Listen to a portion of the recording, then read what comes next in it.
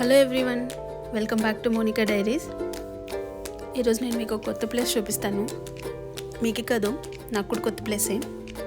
India నుంచి వచ్చేసాక అసలు బయటకి ఎక్కడికైనా వెళ్దామన్నా ఏమైనా చూద్దామన్నా అసలు టైం సెట్ అవ్వలేదు.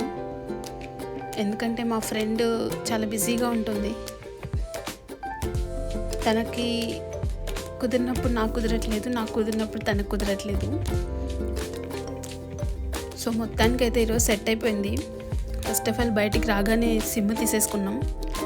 సిమ్ తీసుకొని ఇంకా రిటర్న్ అయిపోదాము అనుకున్న టైంలో తను ఇక్కడే దగ్గరలో ఒక షాపింగ్ స్ట్రీట్ ఉంది, చూసేసి స్ట్రీట్ ఫుడ్ ఉంటుంది ఏమైనా తినేసి స్టార్ట్ అవుదాంలే అన్నది. సో నేను అనుకున్న టైం ఎక్కువ అయిపోద్దేమో, మళ్ళీ రూమ్కి వెళ్ళిపోయేసరికి చీకటి పడిపోద్దేమో అన్న.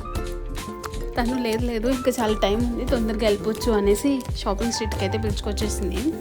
చూడ్డానికి అయితే చాలా బాగున్నాయి అన్నీ.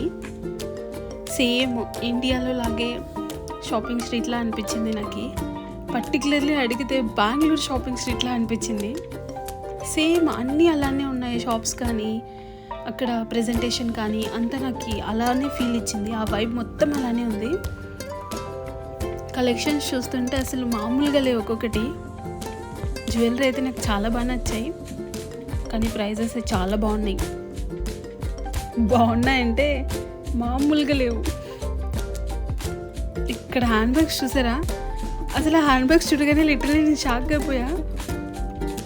ఇంటి దగ్గర సేమ్ మా సైడ్ అయితే దాన్ని గోణి సంచులు అంటారు. గోణి సంచుల్ని ఏదో డిజైన్ చేసి కుట్టిన ఫీలింగ్ వచ్చింది నాకు.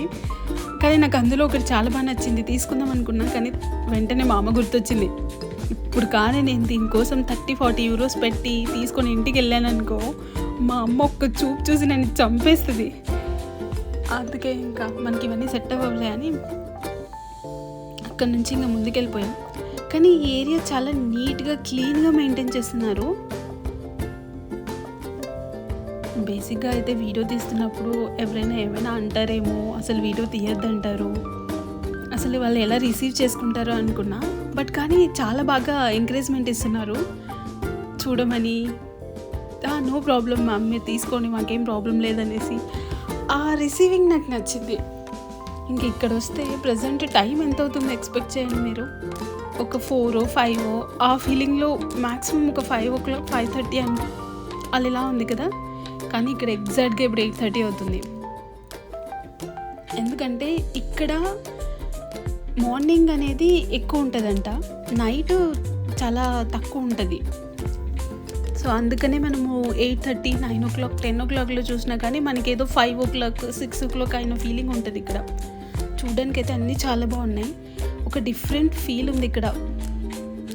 నాకైతే ఇలా డిఫరెంట్ ప్లేసెస్ని ఎక్స్ప్లోర్ చేయడం చాలా ఇష్టం.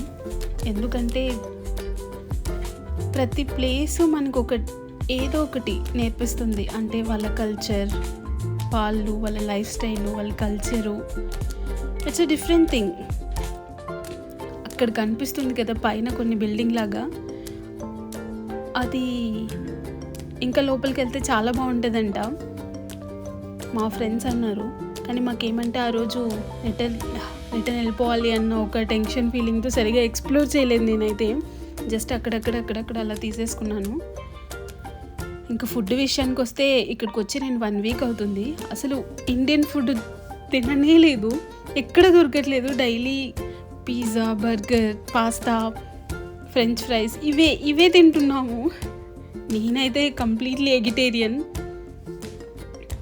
పోనీ ఏమైనా తిందామన్నా కానీ మా ఫ్రెండ్స్ అయితే వాళ్ళకి అలవాటు అయిపోయింది ఫుడ్. మొత్తం స్ట్రీట్ మొత్తం వెతికేసాం, ఎక్కడైనా ఇండియన్ ఫుడ్ దొరుకుతుందని. అస్సలు దొరకలేదు. కంప్లీట్లీ డిసప్పాయింట్మెంట్తో రిటర్న్ అయిపోయాం. అస్సలు సెట్ అవ్వలేదు. ఇక్కడ బోట్స్ కనిపిస్తున్నాయి కదా, ఆ బోట్స్లో అయితే మనం రైడ్కుల్లో వెళ్ళొచ్చు. అది మీకు నెక్స్ట్ టైం వీడియో తీసి డెఫినెట్గా అప్లోడ్ చేస్తాం. సో ప్రజెంట్ అయితే ఈ రోజుకి ఇంతే.